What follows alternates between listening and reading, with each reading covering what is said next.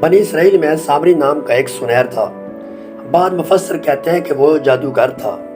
یہ قبیلہ سامرا کی طرف منسوب تھا اور یہ قبیلہ گائے کی طرح کا بت بنا کر اس کی پوجا کیا کرتا تھا۔ سامری جب بنی اسرائیل میں آیا تو اس وقت وہ دوسروں کے ساتھ بظاہر مسلمان ہو گیا، مگر اس کے دل میں گائے کی محبت تھی، گائے کی پوجا کی محبت بھی رکھتا تھا۔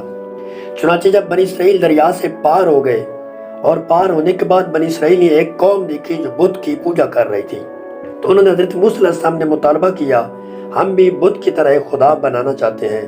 حضرت موسیٰ علیہ السلام یہ سن کر سخت ناراض ہو گئے اور سامری نے یہ دیکھ کر موقع تلاش کرنا شروع کر دیا۔ چنانچہ حضرت موسیٰ علیہ السلام تورات لانے کے لیے کوہ طور پر تشریف لے گئے تو موقع پا کر سامری نے بہت سارے زیور پگھلا کر سونا جمع کیا۔ اس سونے کو جمع کرنے کے لیے سامری نے بنی اسرائیل سے کہا، جس قدر سونا ہے وہ لے آؤ۔ پھر سامری نے سونے کو پگھلا کر اس سے سونے کی گائے کا پتلا تیار کیا اور اس کے اندر ایک خاص قسم کی مٹی ڈالی۔ جب بنی اسرائیل دریا پار کر رہی تھی تو اس وقت سامری نے جبریل امین کو ان کی مدد کرتے ہوئے دیکھا۔ ساتھ میں دیکھا کہ جبریل امین جہاں سے قدم اٹھاتے تو نیچے گھاس اگاتی، تو سامری فوراً وہاں گیا، وہاں سے مٹی اٹھا لی اور یہی مٹی اس نے اس گائے کے پتلے کے اندر ڈالی۔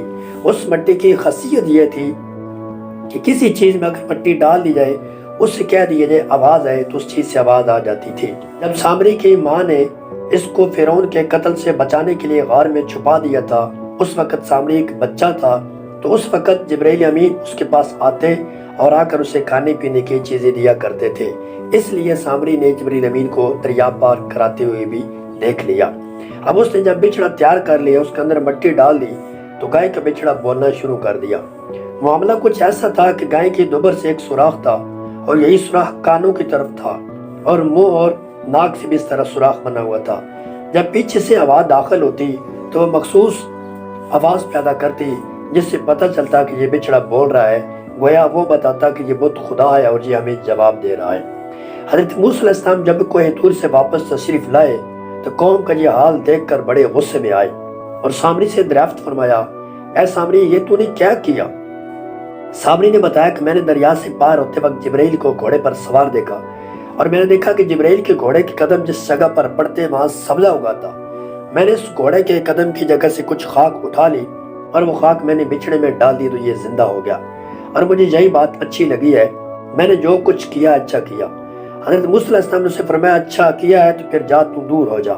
اب اس دنیا میں تیری سیاج یہ ہے کہ تو ہر ایک سے یہی کہے گا کہ مجھے نہ چھونا، یعنی تیرا برا حال ہو جائے گا کہ تو کسی شخص کو اپنے قریب نہ آنے دے گا۔